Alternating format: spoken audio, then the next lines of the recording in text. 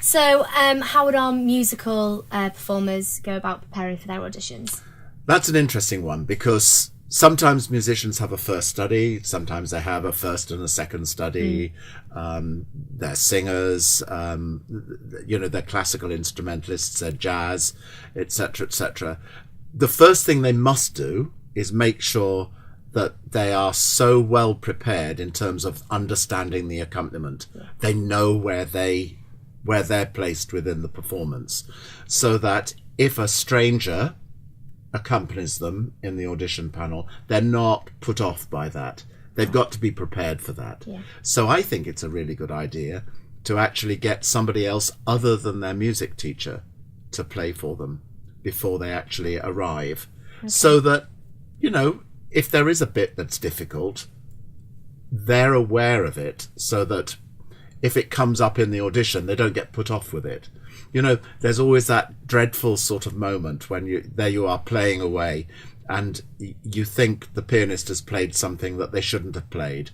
And there are some people who just do that dreadful look as if the pianist is the lowest of the low.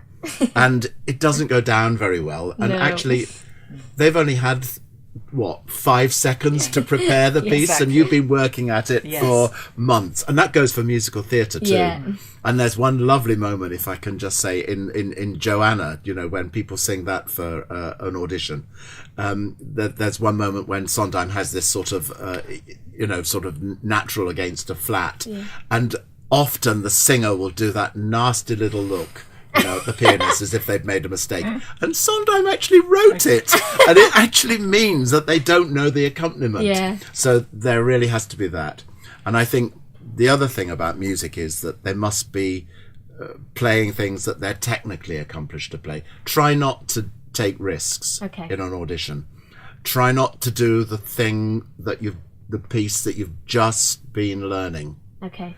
Something that you're much more comfortable with. Same with the monologue, And so it's better to be settled with the piece that you go in with, rather than to go a little bit beyond your boundaries. And I think it's absolutely that. But I mean, I know it sounds crazy because we're sort of coming from that sort of background. But if a pianist, for instance, plays a piano sonata and just plays the notes, that is actually what we're going to get.